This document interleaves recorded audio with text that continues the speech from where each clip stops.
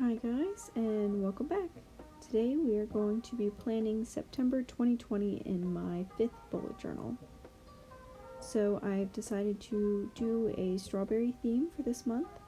I picked up some new sticker books, and one of them had a lot of little strawberry stickers in them, so it just kind of inspired me, so I decided to take the theme and run with it.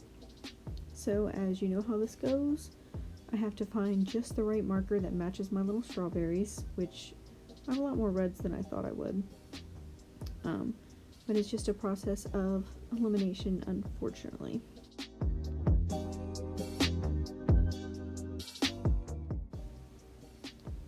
Once you narrow it down to the right red, it's just a matter of finding the green for all the little leaves that go on top of the strawberry.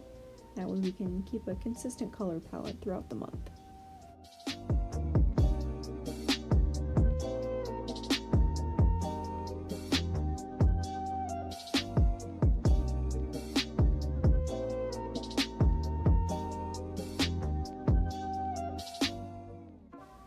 Now, surprisingly, I didn't have one that matched exactly, but I did pick the one that was as close as I could get to the actual sticker color.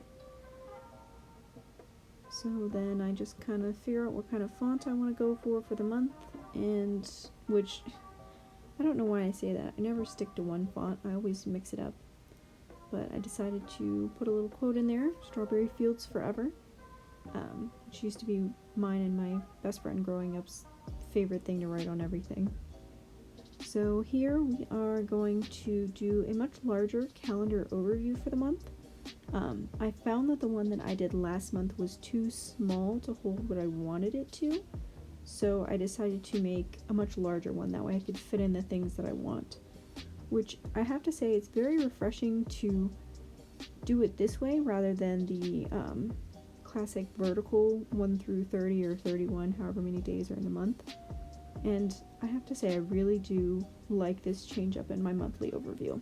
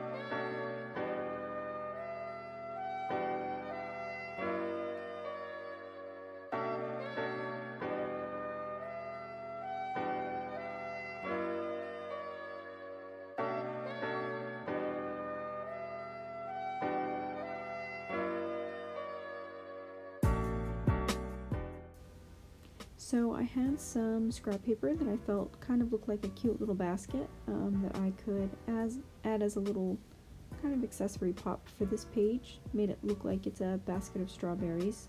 I decided to put my header for September over here, just to kind of change things up, mix it up. Doesn't hurt to try new things. That's what keeps bullet journaling fresh and fun, and it makes you want to come back to your book to actually use it.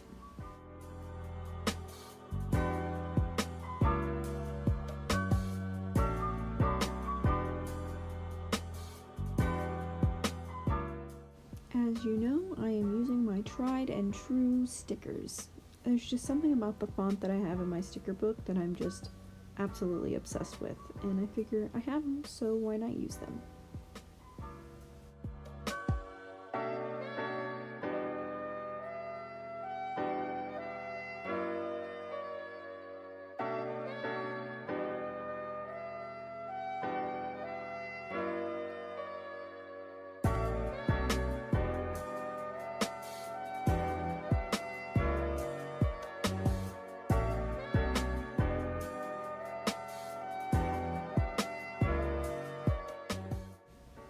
And luckily, I did not mess up my days of the week this time, unlike last month. Last month, I kept having to stick them and unstick them. And here you'll notice I missed days 1 through 3.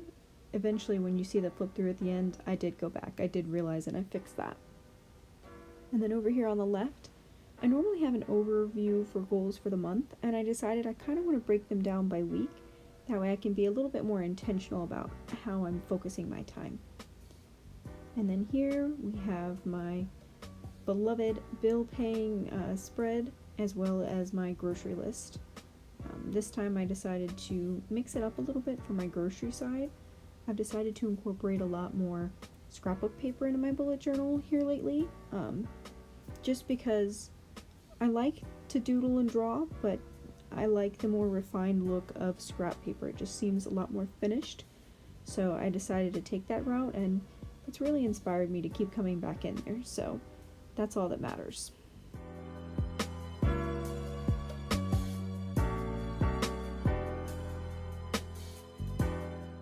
So if you're new here, then you'll be wondering why I've got these random dashes.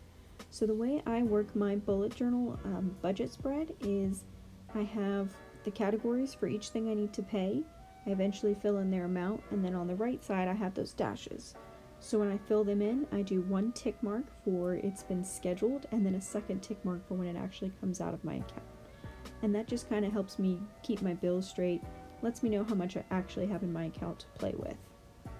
And then here on the right, I decided to kind of make it look like a giant basket, so that way I can write in all my little groceries throughout the month, and I can keep it all in one place. And it's a little bit more aesthetically pleasing.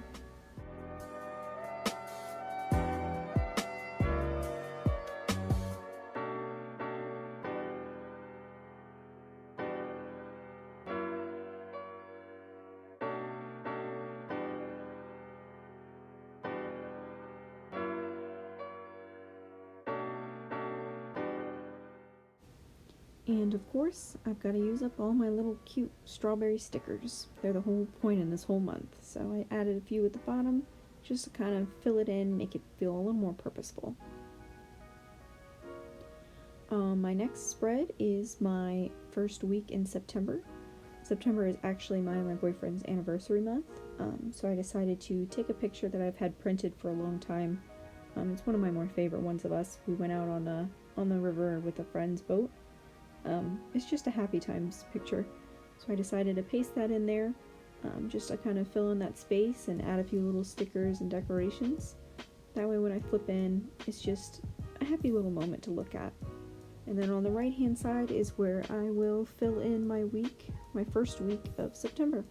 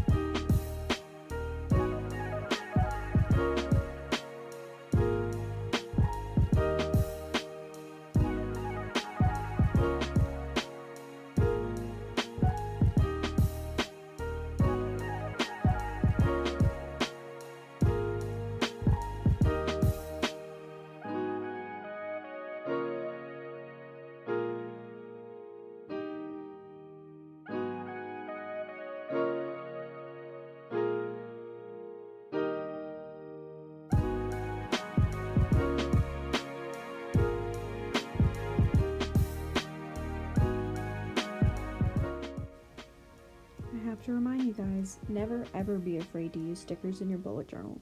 Not everything has to be hand-drawn, handcrafted, and hand-lettered. You don't have to have all that fancy stuff. Sometimes you can default back to stickers, and it looks just as good, if not better, because it's a lot more refined, at least in my handwriting.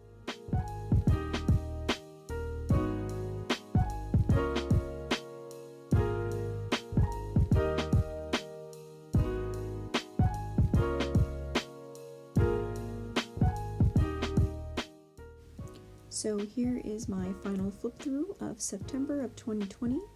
I'm so happy with the way it came out. It didn't come out looking like Christmas with the red and green. It really screams strawberries to me.